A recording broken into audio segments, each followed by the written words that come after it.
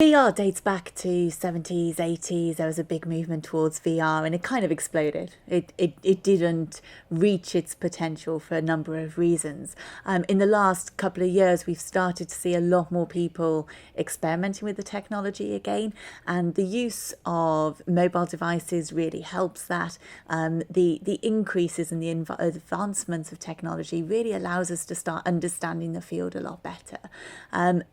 There's a couple of major points which have allowed us to reach the point where we are now, where it is a lot more accessible, and that's largely down to Google Cardboard, which was launched at a developers conference in June 2014, where they gave out cardboard VR headsets. So suddenly everybody with a little bit of cardboard could transform their smartphone, into watching virtual reality, which was incredible.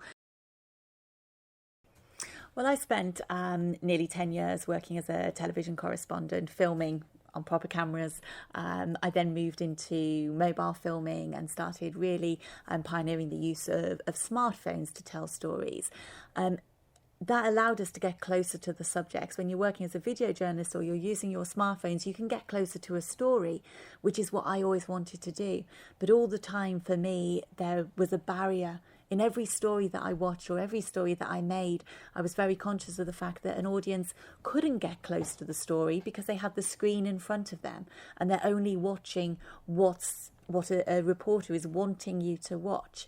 When I put on my first headset and I watched my first 360 story, I was in control of the story that I was watching. I was looking around. I could see behind me if I wanted to, even if the action was happening in front. Suddenly I could get closer to the story and there was no longer that barrier because I was immersed in that world and I didn't have to just watch what people wanted me to watch. I could go anywhere and explore anywhere, and that's the beauty of 360. If you're producing news for, say, the 10 o'clock news or 6 o'clock news, and you're wanting to tell a story in a specific way, then no, it's very different.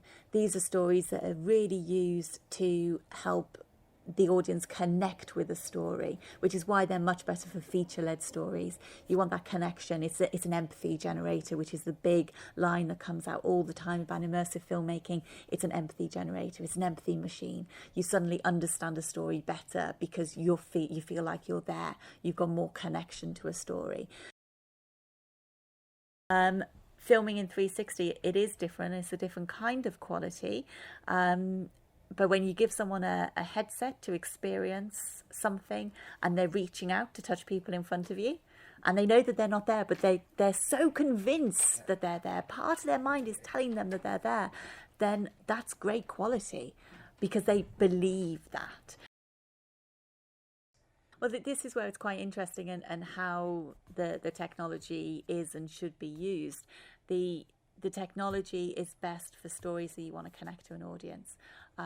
It's best for feature-led stories, which almost stand alone rather than every day, workers have walked out here or there's been a police incident somewhere else. It's best for feature-led stories.